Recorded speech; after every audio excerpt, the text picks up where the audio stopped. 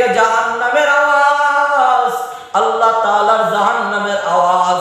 আর জাহান্নাম বলতে থাকবে, আল্লাহ আমার ক্ষুধা লাগছে, জাহান্নামী গুলাকে আমার ভিতরে দিয়া দাও। অপরদিকে আল্লাহ তাআলা হাবিবের কান্না শুনিয়া আমার আপনার মুহাব্বতের হাবিব বলতে থাকবেন, আপনার আমার মুহাব্বতের নবী বলতে থাকবেন, আল্লাহ আমার একটা উম্মতকেও জাহান্নামে ফালাইবেন না। আল্লাহ রাসূলের এই কান্না মাখা আওয়াজ শোনার পর আল্লাহ তাআলা ফেরেশতাদেরকে ডাক দিয়া বলবে, ও আমার ফেরেশতারা ৭০,০০০ শিকল জাহান্নামের ভিতরে লাগাইয়া দাও। ফেরেশতারা বলতে থাকবে, আল্লাহ ৭০,০০০ শিকল লাগাও, জাহান্নামকে আটকানো যাইতেছে না। আল্লাহ তাআলা তখন ফেরেশতাদেরকে ডাক দিয়া বলবে, ও আমার ফেরেশতারা এই পানিটুকু জাহান্নামের ভিতরে ছিটাইয়া দাও। আল্লাহর ফেরেশতারা যখন পানিটুকু জাহান্নামের ভিতরে ছিটাইয়া দিবে, ছিটানোর সাথে সাথে জাহান্নাম দৌড়ায়া পালাইতে থাকবে। আল্লাহর হাবিব সাল্লাল্লাহু আলাইহি ওয়াসাল্লামের কান্না আর অপরদিকে জাহান্নামের আওয়াজ।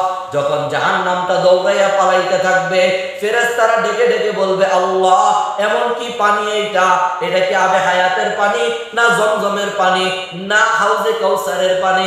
আমার আল্লাহ তাআলা তখন ডাক দিয়া বলবে, ফেরেশতা শোন, এটা আবে হায়াতের পানিও না, এটা জমজমের পানিও না, এটা হাউজে কাউসারের পানিও না, এটা হলো আমার গুনাহগার বান্দার চোখের পানি। এই গুনাহগার বান্দা সারাটা দিন কষ্ট করিয়া, সারাটা দিন চাকরি করিয়া, খেতে কামারে কাজ করার পর আমি আল্লাহ তাআলার দরবারে যখন হাজিরা দিত, আমি আল্লাহ তাআলার দরবারে যখন হাত দুইটা উঠাইয়া বলতো, ও মালিক, সারাদিন যতই ইবাদত করি না কেন, যতই গুনাহ করছি না কেন, এই তাহাজ্জুদের নামাজের ভিতরে দাঁড়াইয়া আপনি আপনার কাছে এমন ভাবে তওবা করতেছি, আর জীবনে গুনাহ করব না। আল্লাহ তাআলা বলবেন, আমার ওই গুনাহগার উম্মতের চোখের পানি।